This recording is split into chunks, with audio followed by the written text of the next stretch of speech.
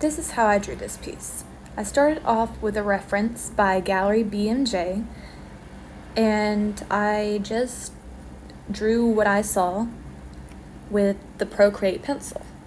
After I was done, I used the eraser to erase what I didn't want in it, and then I went in with the blending airbrush and blended in the certain spots that I wanted blended. Now, I was just going off the reference of what I wanted, but if that's not how you want to draw, you don't have to. So then afterwards, I added some more sketching and then blending so that I could really get the characteristics that I really wanted. After that was finished, I went and positioned it in the right spot and added more details to give it more of light and depth. And then after that, I decided it was time to start on the next character, which we all know from Saw.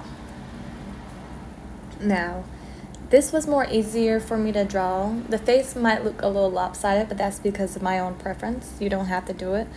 I wasn't trying to copy the photo word for word. I then positioned it into the right spot that I wanted it to be in, and I started blending the sketch that I had already made. Now, this blending, I took my time on because I wanted the lines to look kind of right and organic because I didn't want them looking like they were just there. So afterwards, it was time for the next one, Ghostface. Now, Ghostface, I didn't draw head on either, and this picture is just from one of the movies. It wasn't drawn by anybody. So now we have our three main antagonists drawn.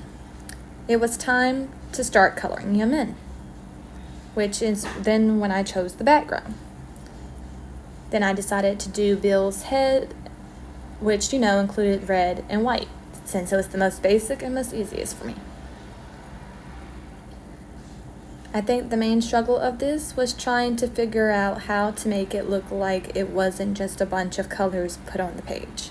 But afterwards, I went in and blended what it needed to be blended, and it was perfect for my liking.